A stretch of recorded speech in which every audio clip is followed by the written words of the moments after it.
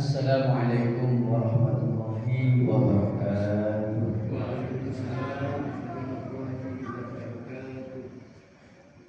Bismillahirrahmanirrahim. Alhamdulillahirabbil alamin. Wa bihi nasta'in ala umuri dunya waddin. Wal 'aqibatu lil muttaqin fala udwana illa 'alal zalimin.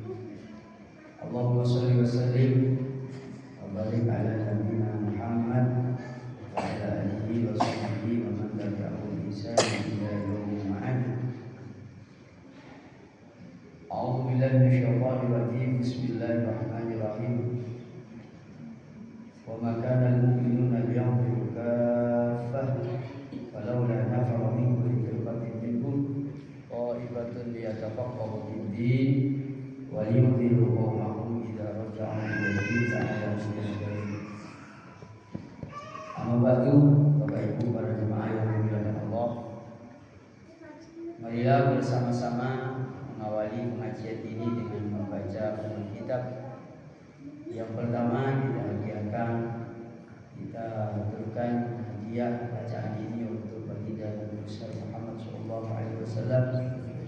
Yang berikutnya untuk para sahabat, para tabi'in, dan para masyayikh, guru-guru kita, kiai-kiai kita yang telah menyampaikan ilmu kepada kita sekalian, sehingga kita semuanya dapat menjalankan kewajiban kita, menjalankan keyakinan dan keimanan kita berkah ilmu-ilmu yang diajarkan oleh para guru kita sekalian. Ala hadiniya wa kulliyatin sholihah. Al-Fatihah. Alhamdulillah. Ya Rabbi, ya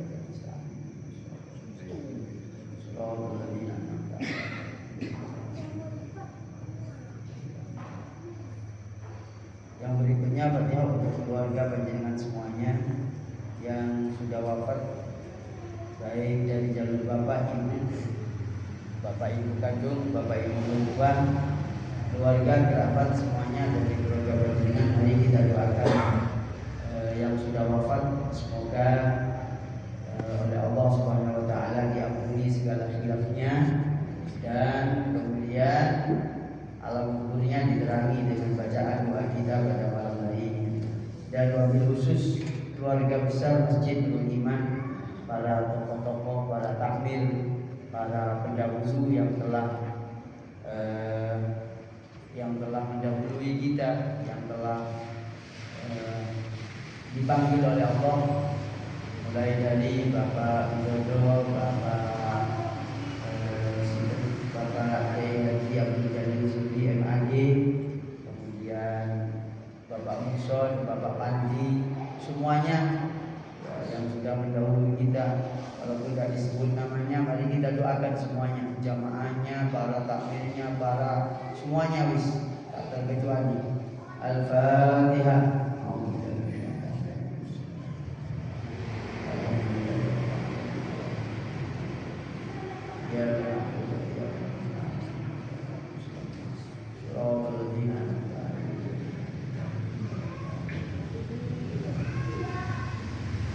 Yang berikutnya untuk panjenengan yang hadir, Bapak Ibu yang hadir di tempat ini, di majelis ilmu ini, semoga Allah Subhanahu wa taala senantiasa diberikan kesehatan, diberikan panjang umur yang barokah, dikabulkan hajat-hajatnya sekeluarga, khususnya anak-anak kita, anak-anak panjenengan, putra putri panjenengan, semoga diberikan kemudahan jalan hidupnya oleh Allah Subhanahu wa taala. Al-Fatihah. Alhamdulillahirabbil alamin. Ya na'budu wa iyyaka nasta'in. Shiratal ladzina an'amta 'alaihim.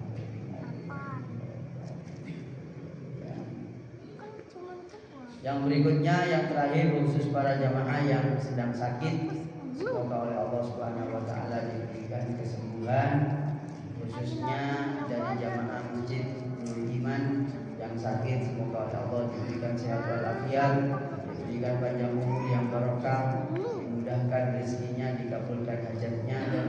kesabaran yang sedang mendapatkan ujian. Al-Fatihah.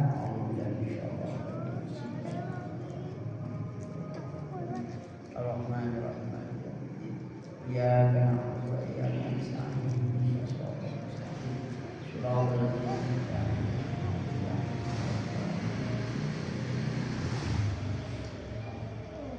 Bismillahirrahmanirrahim. Bapak Ibu, malam ini saya akan mengaji tema seperti biasa. Kita mengambil rujukan utamanya Al-Fiqhul Islam wa Adillatuh. Bismillahirrahmanirrahim. Di dalam slide yang kami tampilkan ini ada 2 amalan atau 3 dari apa-apa yang diucapkan oleh Nabi dan atau disinggung oleh Nabi dan diisyaratkan oleh Nabi. Saya di kitab Al-Fiqhul Islami dan di kitab Al-Mawsu'at Al-Fiqhiyah Al-Kuwaitiyah. Pertama dari Al-Fiqhul Islami tentang tata cara orang yang mendengar sudah iqomah. Orang itu sudah iqomah. Di depan ini sudah iqomah, di mas remas itu sudah iqomah. Lah panjenengan baru datang ke masjid. Ya. Atau diperkirakan itu diperkirakan iqomah kurang 30 detik. Maka panjenengan tidak diperkenankan untuk sholat tahiyatul masjid. Karena 30 detik itu nggak cukup sholat 2 rakaat. Ini berdasarkan hadis riwayat Abu Qatadah, "Idza ghafala ahadukum al-masjida fala yajlis hatta yusalli rak'atain." Aduh biar ya. Apabila salah satu di antara kalian masuk masjid, maka jangan duduk sampai sholat 2 rakaat alias tahiyatul masjid. Tetapi hadis ini tidak berdiri sendiri. Maksudnya tidak berdiri sendiri, ada kaitannya dengan hadis lain bahwasanya idza uqimatis shalat fala sholata illal maktubata. Ya. Apabila iqomah sudah dilakukan, maka tidak ada sholat kecuali langsung sholat maktubah. Begitu.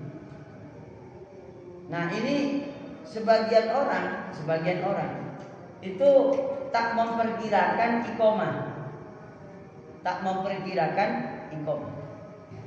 Loh iqomah kurang 30 detik. Iqomah itu sudah kurang 30 detik. Itu masih maksa-maksa sholat tahiyatul masjid. Nah ini nggak cocok. Kenapa? Karena Nabi dawuh idza uqimatis sholat. Ini hadis riwayat Imam Muslim. Hadis riwayat Imam Muslim bahwa kalau iqomah sudah dikumandangkan, maka jangan melakukan sholat kecuali sholat wajib. Begitu. Uraian fikihnya itu fa in dakhala wa qad uqimatil jamaah lam yusalli at-tahiyat. Apabila sudah masuk masjid tapi sudah diiqomahkan, sudah dibacakan panggilan iqomah, maka ibu-ibu, bapak-bapak tidak perlu melakukan sholat tahiyatul masjid. Begitu loh. Kenapa? Ya tadi itu hadisnya Nabi. Tahiyatul masjid itu kalau mepet sholat wajib itu tidak usah dikerjakan. Gitu loh. Kenapa? Karena ada yang wajib. Nah, ada yang wajib mendahulukan yang sunnah. Ini jadi memprioritaskan yang sunnah itu secara adab tidak benar. Begitu. Secara adab saja, sholatnya tetap sah. Gitu. Kemudian yang kedua, Ini di keterangan di fikihnya nih. Wali annahu yahsulu biha at-tahiyyatu. Jadi Bapak Ibu, walaupun panjenengan tidak berkesempatan sholat tahiyatul masjid, karena datang iqomahnya sudah kurang 30 detik, datang masjid kurang 30 detik, masuk masjid, maksud saya masuk masjid iqomahnya kurang 30 detik. Ya, bagaimana caranya? Ya udah nunggu aja, gak usah duduk. Karena kalau duduk makruh, berdiri saja nunggu 30 detik, lalu iqomah. Lalu bagaimana Ustaz sholat tahiyatul masjid yang dilakukan itu?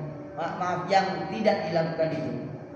Sholat tahiyatul masjid itu langsung terjadi secara otomatis bersamaan dengan sholat fardu. Ini keterangannya. Wali annahu yahsulu biha at-tahiyyah. Karena dengan sholat maktubah tahiyatul masjid itu secara otomatis sudah katut. Yang paling penting ingin disampaikan oleh kami, kalau mepet-mepet waktu iqomah tidak perlu tahiyatul masjid. Kenapa tahiyatul masjidnya katut dengan sholat fardunya, ditunggu saja. Karena yang lebih utama itu adalah melakukan sholat fardu berjamaah lantaran sudah iqomah. Begitu. Tapi kalau sholat qobliyah tidak bisa terjadi karena bersamaan dengan sholat fardu. Maksudnya bagaimana? Dan bisa nebeng ke sholat fardu, gitu loh. Kalau qobliyah. Tapi kalau tahiyatul masjid bisa nebeng kepada sholat maghrib, nebeng ke sholat zuhur dan sudah. Kalau tahiyatul masjid secara otomatis itu sudah terjadi dengan catatan belum dulu. Oke. Lagi Bapak Ibu. Kalau keterangan di kitab Al-Fiqhul Islami, wa tahsulu at-tahiyatu bi fardin aw naflin akhar. Tahiyatul masjid itu bisa terjadi, bisa dihasilkan dengan sholat fardu atau dengan sunnah yang lain. Wa illam tunwa. Nah ini. Walaupun panjenengan tidak niat tahiyatul masjid, tapi masuk masjid langsung sholat duhur, langsung sholat maghrib, langsung sholat isya, secara otomatis sholat maghrib panjenengan itu, sholatnya panjenengan itu, sholat maghribnya, sholat duhurnya, secara otomatis sekaligus jadi tahiyat. Karena maknanya tahiyat itu adalah ijazus sholat lihurmatil masjid, li tahiyatil masjid. Ya, mendirikan sholat untuk menghormat masjid. Maka setiap sholat di masjid itu pokok belum duduk gitu. Karena hadisnya itu belum duduk sholat. Maka sholat fardu lah, sholat qobliyah lah, itu langsung jadi tahiyatul masjid. Nah ini keterangannya. Li'annal qasda biha alla yantahika al masjid, alla yuntahaka al masjidu bila sholat. Hikmahnya sholat tahiyatul masjid itu adalah agar masjid itu senantiasa dihormati dengan dihormati dengan sholat. Begitu. Ini makna yang lebih mudah dipahami. Kalau terjemahnya itu alla yuntahaka al masjidu bila sholatin. Jangan sampai masjid itu ditempati tanpa ada sholat. Gitu. Wa ala hada fa innaha tukrahu idza wujidal maktubatu tuqamu aw dakhala masjidal harama fa fa'alaha qabla tawaf. Oleh karena berdasarkan hikmah ini, ya, tahiyatul masjid itu makruh kalau sholat maktubah sudah diiqomah, gitu loh. Au dakhala masjidal haram fa fa'alaha qabla tawaf. Atau masuk Masjidil Haram melakukan tahiyatul masjid sebelum tawaf. Au khafa fautas sholat, atau melakukan tahiyatul masjid ya di Masjidil Haram, tetapi nanti waktunya habis untuk sholat fardu. Begitu Bapak Ibu. Terus ini kalau ini untuk bapak-bapak yang jadi imam, wala tusannu at-tahiyata lil khatibi idza kharaja min makanihi lil khutbah. Gitu ya. Tahiyatul masjid tidak disunahkan bagi khatib yang keluar dari tempatnya dia berada lil khutbah untuk melakukan khutbah. Jadi kalau khatibnya itu datangnya pas-pasan, pas mau khutbah baru nyampe ke masjid, maka tidak disunahkan tahiyatul masjid. Gitu. Nah, yang kedua nih yaitu tentang sholat sunnah taubat. Setiap orang itu butuh taubat. Setiap orang. Kalau menurut hadis riwayat Imam Abu Dawud, pokok setiap orang yang merasa berdosa itu sholat taubat. Itu hadisnya adalah hadis riwayat Imam Abu Dawud dan hadis riwayat Imam Tirmidzi. Laisa abdun yudnibu dzamban fayaqumu fayatawaddau wa yusalli rak'ataini summa yastaghfirullah illa ghufira lahu. Nah, dua tema yang saya bacakan di sini yaitu tentang tata cara mengambil kebijaksanaan untuk sholat atau tidak sholat tahiyatul masjid. Ya, karena faktor-faktor yang tadi disebutkan. Dan yang kedua masalah orang yang merasa bersalah karena memang salah, maka anjurannya adalah kata Nabi ini segera bergegas berdiri wudu lalu sholat 2 rakaat baca istighfar. Nah, inilah yang disebut dengan sholat taubat. Nah, kalau kita ini ada di era sekarang yang eranya itu rawan tiap hari ngechat atau nge-share sesuatu yang salah. Nge-share, ngechat di grup, ya, grupnya ibu-ibu, maksudnya grupnya bapak-bapak, ngechat inilah, nge-share itulah, nge-share kereta cepat lah, misalnya ya. Padahal sampai nggak ngerti, ya, itu jatuhnya jadi fitnah. Ya, kalau panjenengan nggak ngerti yang sesungguhnya, kok ngechat dan nge-share di grup, ya, maka jatuhnya fitnah, dan itu jadi dosa. Dan nanti dipertanggungjawabkan di hadapan Allah. Kalau ternyata nggak benar, kalau benar ya nggak apa-apa. Ya, kalau benar nggak apa-apa. Cuma hanya kurang sopan. Kenapa? Kalau panjenengan ingin memperjuangkan kebenaran dan keadilan, panjenengan datang ke gedung DPR, datang ke gedung KPK, bersurat yang jelas gitu. Nggak main lempar sana lempar sini, itu nanti jadinya fitnah dan gaduh dan rame, gitu ya. Maka itu bertaubat. Cara bertaubatnya gampang, wudu, sholat 2 rakaat. Namanya sholatnya itu sholat sholat apa? Sholat taubat. Gitu nggih. Alhamdulillah 2 tema ini sudah selesai yang ingin saya terangkan. Ditambah dengan nopo. Nah, ini ibu-ibu, saya tambah kajian kitab Nawadiril Usul. Nah, ini kitab keren nih. Jadi Bapak Ibu, saya pernah nyinggung di sini, nyinggung 1 kali. Ini mau saya singgung 2 kali. Tentang apa? Tentang ciri-cirinya kekasih Allah, sifat-sifat dan tabiat dari kekasih Allah yang oleh Allah oleh Nabi dan oleh sahabat disebut sebagai apa? Disebut sebagai orang-orang yang istimewa bukan karena semata-mata ibadah sunnah. Nah, ini saya terangkan ini di kitab Nawadiril Usul. Niki kitab hadis yang sangat masyhur bagi orang yang membacanya. Ya, kalau nggak pernah baca ya nggak masyhur, nggak pernah dibaca ya. Ini ibu-ibu, ini yang saya bacakan ini kalau kita saya dan panjenengan masuk dalam kategori ini berarti orang istimewa.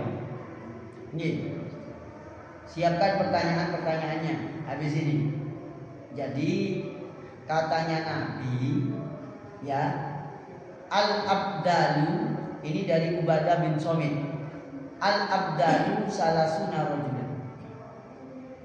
Pengganti Nabi di dunia itu ada 30. Tapi bukan mengganti menjadi Nabi.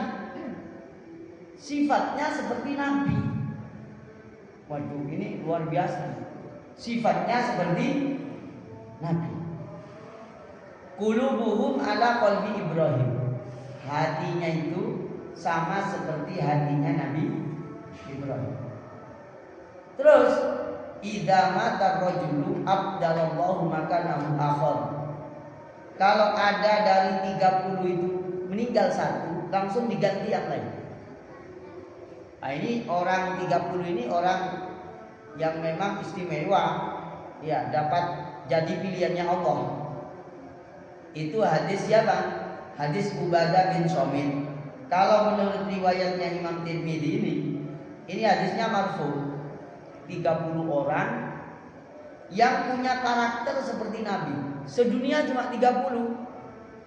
Ya, entah itu ada di Bukhari apa enggak tahu saya.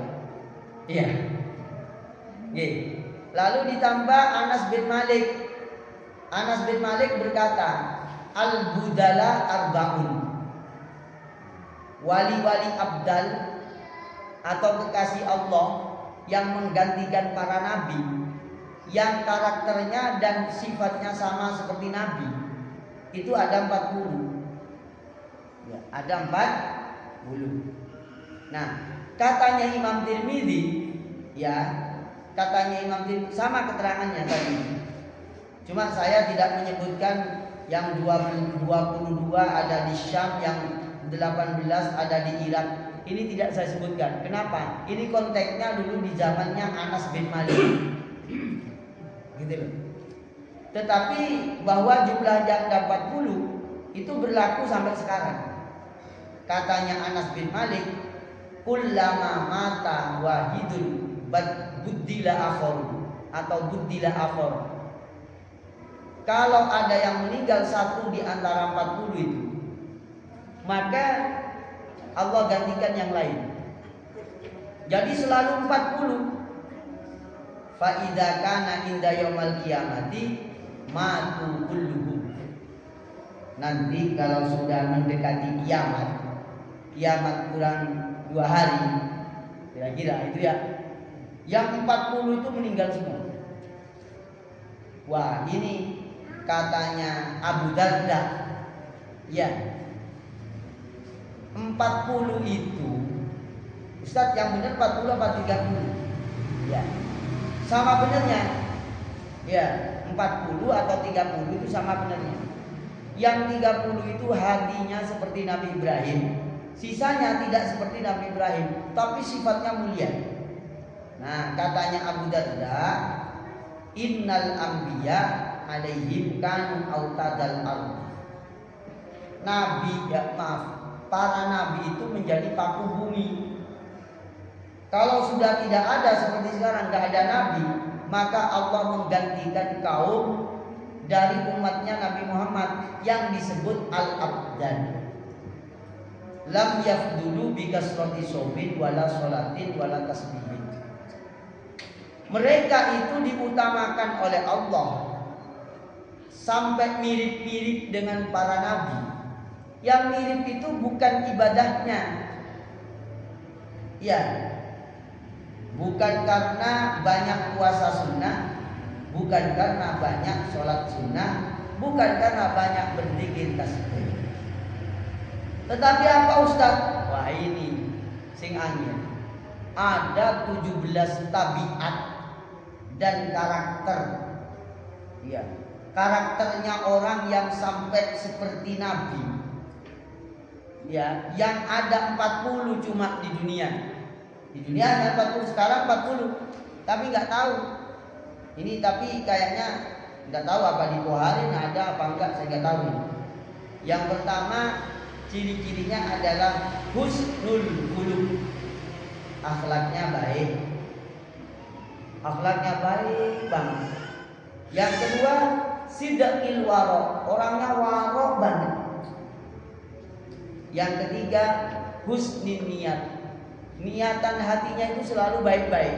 Nanti mau ngaji, besok mau jamaah subuh, saya nanti mau hataman, saya nanti mau baca Quran, saya nanti mau sedekah, saya nanti mau bantu itu, saya nanti mau ini itu, pokoknya baik-baik. Nah, yang keempat, iki sing rada abot. Salamati qulubihim li jama'at li jami'il muslimin. 40 wali abdal yang jika mati satu diganti langsung oleh Allah, dan seluruh dunia cuma ada 40. Yang disebut abdal itu jamak daripada badal. Badal itu pengganti, maksudnya dia mengganti karakternya para nabi yang pernah diutus oleh Allah. Itu yang keempat itu karakternya adalah salamati qulubihim li jami'il muslimin. Tidak hatinya itu hatinya itu gak punya belum. Jadi hatinya itu hati cumi-cumi. Hati cumi-cumi, lembut banget. Gak ada benci ke orang lain. Kepada siapa saja gak benci, gak ada meremehkan. Di sini disebutkan wala yahqirunahum wala yasuduna man fawqahum dan seterusnya. Jadi orang ini yang punya sifat 17 yang ada di dalam Al-Qur'an ini, maksud saya yang ada di kitabnya Imam At-Tirmidzi yang disabdakan oleh Abu Darda, diterangkan oleh Abu Darda, disabdakan oleh Nabi dan Anas bin Malik. Itu orang-orang yang sangat luar biasa. Akhlaknya sangat istimewa. Mereka itu menjadi kekasih Allah yang posisinya mengganti tabiat, karakter dan wataknya para nabi. Nah, ada yang ke-17 ini. Ini sing abot ini. Ya, kalau yang keempat tadi itu apa? Salamati qulubihim li jami'il muslimin. Hatinya itu tidak ada suudzon, tidak ada buruk sangka, tidak ada kebencian, tidak ada takabur, tidak ada meremehkan. Itu hatinya begitu. Waduh, ini orang istimewa ini. Semoga ada di Bukhari, iya. Di Bukhari semoga semuanya itu dapat pancaran sinarnya Allah Subhanahu wa taala sampai seperti wali abdal. Ini orang istimewa ini 40 ini. Sedunia itu ada 40 loh, Bu. Pak. Kalau ada yang meninggal satu, itu langsung digantikan yang lain. Gitu loh. Subhanallah, ya. Ini termasuk istimewanya para jamaah itu ya. Ya ini di rumahnya jamaah ini. Iya, ada apa ini? Ya memang nasibnya kiai begitu ya.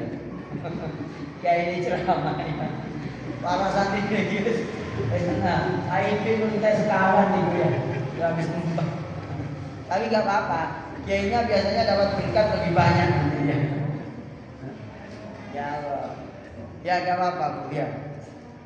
Jadi ibu-ibu, monggo saya dan panjenengan ini jangan sampai banyak sholat. Bukan menggembosi orang sholat ya.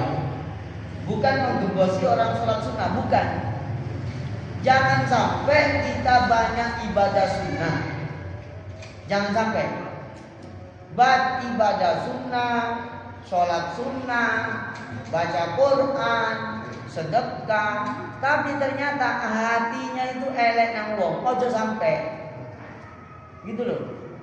Kenapa? Itu tidak mencerminkan maknanya sholat itu sendiri. tak mencerminkan akhlak Quran itu sendiri. Ya. Lah maka dari itu ini pentingnya ngaji, saling mengingatkan.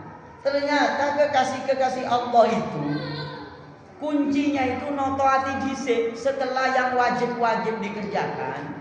Ya, wajib dikerjakan. Itu nata hati bareng-bareng ayo.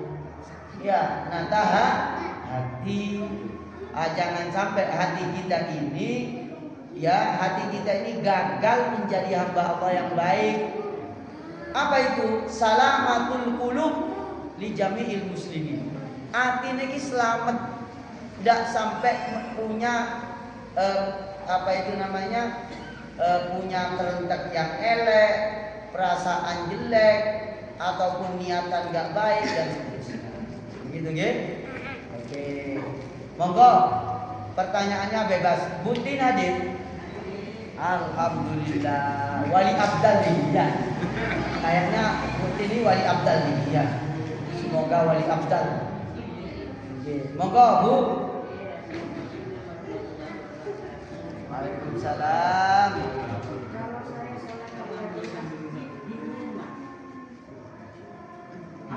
Apa boleh apa asli? Salat tahiyatul masjid di rumah.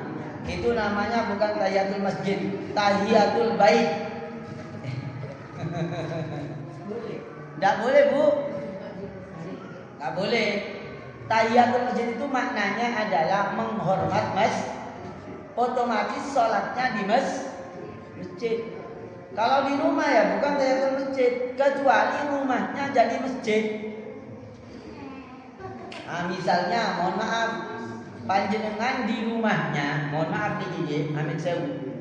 Di rumahnya ibu ini ada 2 kali 3 meter, diwakafkan jadi masjid di dalam rumahnya. Bisa, boleh. Tapi rumahnya setelah itu tidak boleh dijual karena ada masjidnya.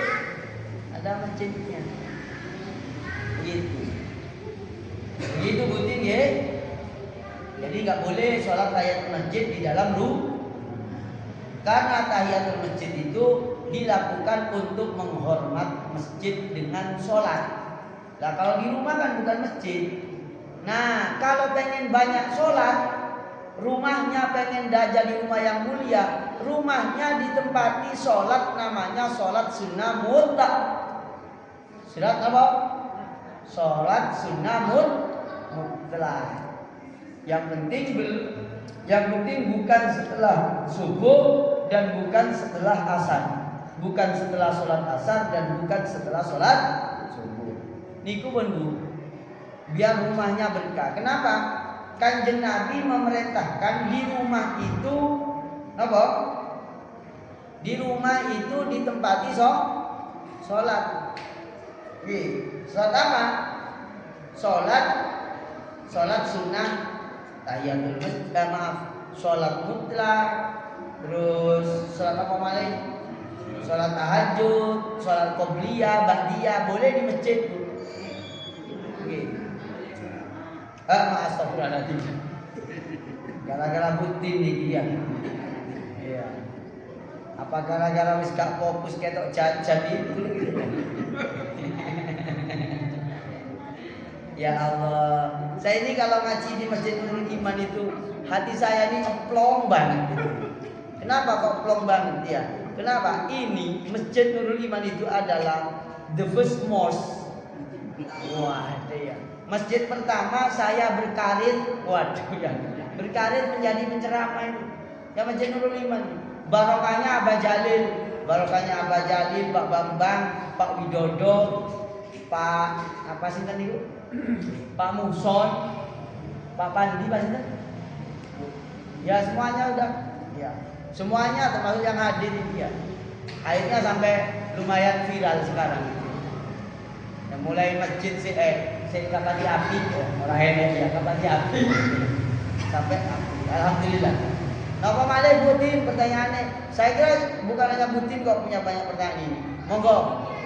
Masjid itu rumah Allah. Nggih.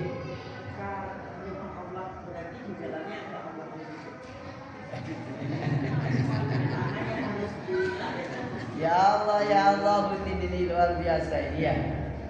Itu rumah Allah itu namanya bahasa majaz, Bu. Bahasa metafora. Ya.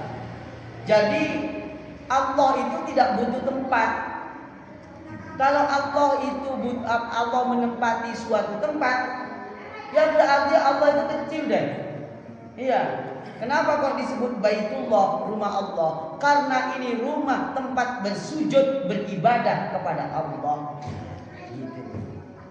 Jadi Baitullah itu artinya rumah untuk bersujud kepada Allah. Bangunan untuk bersujud kepada Allah. Bukan makna hakikat. Kalau dimaknai hakikat, nanti Allah ada di dalam masjid ini, lalu di masjid lain. Iya. Nanti nggak benar nanti makna. Begitu Butin ya? Ya, apalagi Butin? Sepertiga malam Allah turun.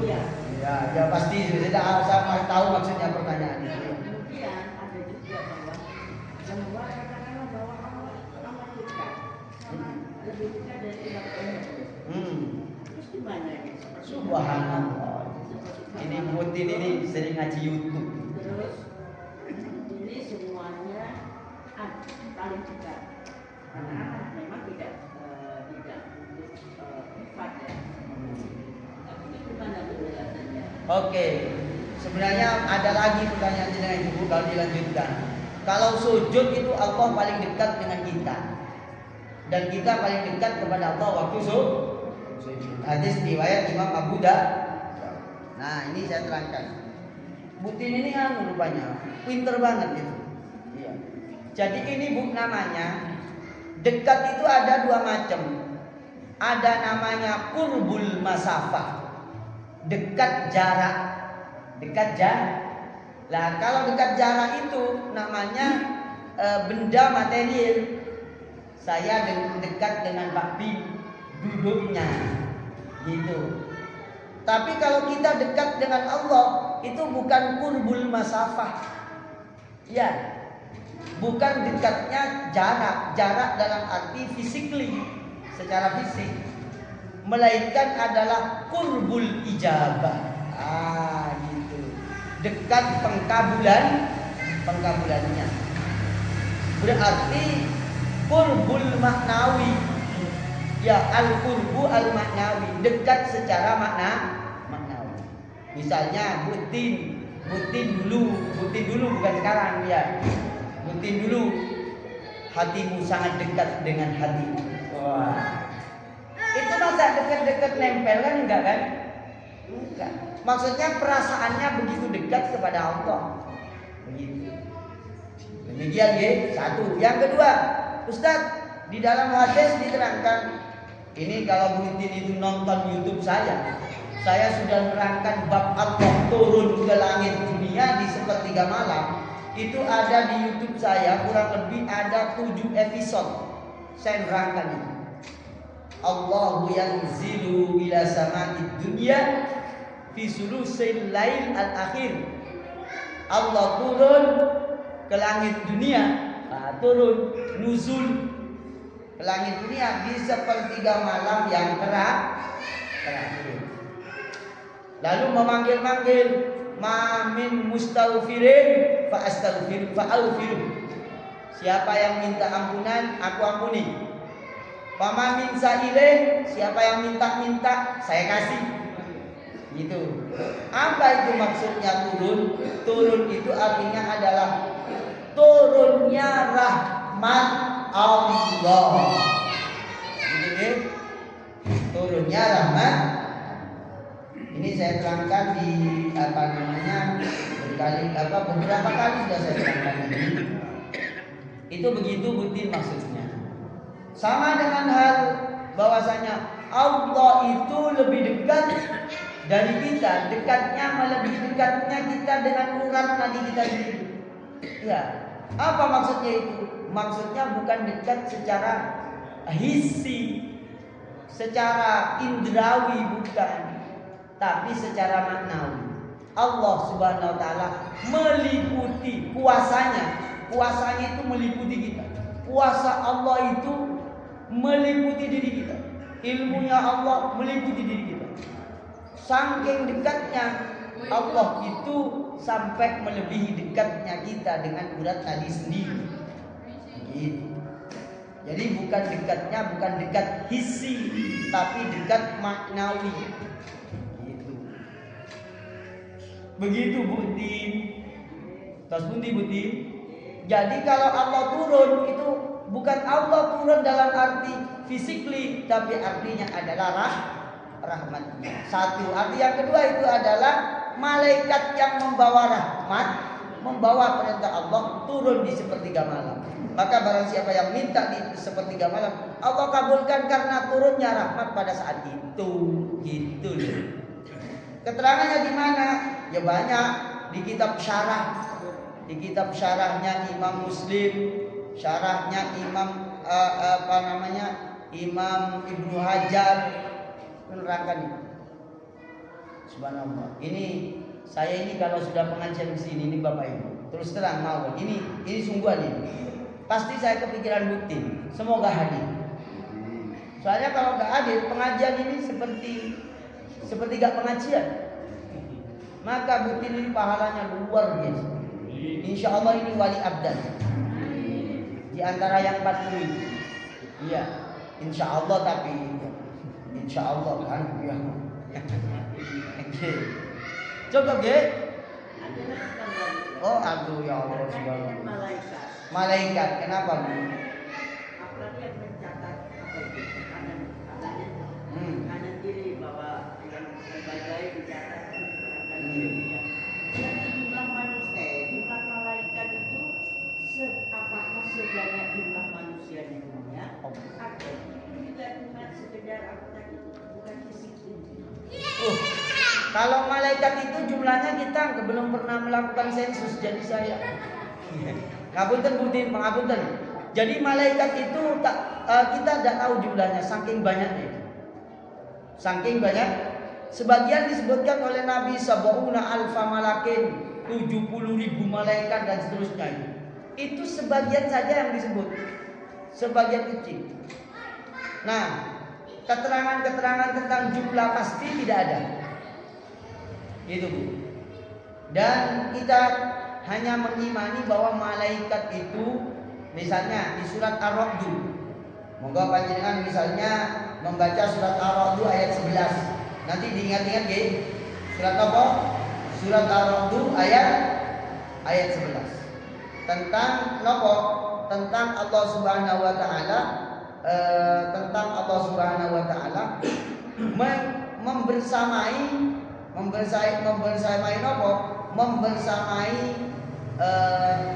setiap manusia oleh Allah Subhanahu wa taala diberi malaikat. Ya. Yang malaikat itu oleh Allah Subhanahu wa taala senantiasa diberi kuasa untuk ngajak kebaikan. Lahu mu'aqibatun min baini yadayhi wa min khalfihi yahfazunahu min amrillah. Innallaha la yughayyiru ma biqaumin hatta yughayyiru ma bi anfusihim. Jadi malaikat itu oleh Allah diutus setiap hari menjaga manusia. Depan, belakang, kiri, kanan semuanya ada malaikat. Ya, yang fadhunahu min amrillah. Tetapi malaikat ini akan bekerja kalau kita itu baik, maka yang mendorong kita berarti malah. Kalau kita melakukan perkara yang buruk, berarti yang mendorong itu adalah setan.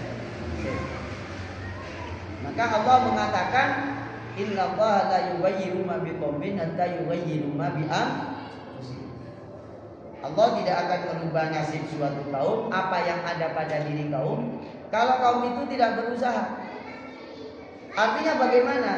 Usaha kita ini kalau dibaikkan usaha kita, maka di situ malaikat yang akan membantu kita atas perintah Allah.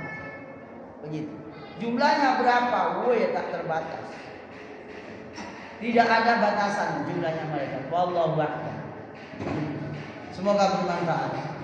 Semoga ibu bapak semuanya sehat walafiat, panjang umur barokah, dimudahkan rezekinya, dikabulkan hajatnya, dan semoga panjenengan semuanya senantiasa berada di dalam lindungan Allah Subhanahu wa taala. Al-Fatihah.